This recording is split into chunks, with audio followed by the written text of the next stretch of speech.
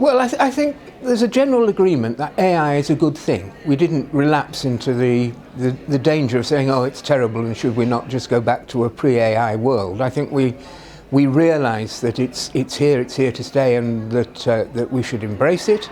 I think most people realise that we can put much of the drudgery of life over to AI. They can do the really boring things like proofreading and so forth, and that frees us up to do what we're really about, which is creativity and giving a sense of purpose to life. So yeah, the other thing that I'm particularly keen to argue is that we're no longer acting as individuals. We're all going to join teams of some sort, and it's not just the skill set you have, but the way it interacts with the skill set that other people have, which will determine the success of a team.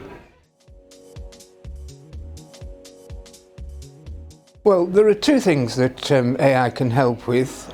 One is that further education has always been about competence. We're not worried about arranging people in a pecking order. What we're keen on is making sure that if, for example, you turn out a gas engineer with a certificate, that person is competent to fit gas safely. And I think AI can help, because observation and hands-on training are expensive to provide, and the more that AI can support you in doing it, for example, if you want to be a nuclear engineer, AI can take you into a nuclear power station in a way that's physically very difficult to organise. So I think AI can help with competence. It can also help with assessment. We've got to be careful here, because we want to make sure that we're assessing the right things.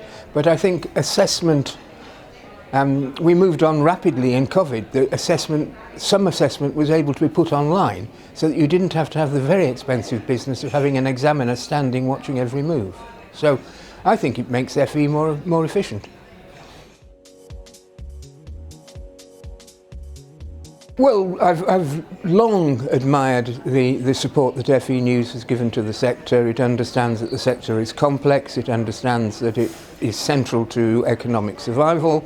I think a day like today is a great way of bringing really dedicated professionals together to understand how such a complex sector works, and that FE News and the FE Collective are really supportive of a sector which I admire, and which is crucial to the development of our economy.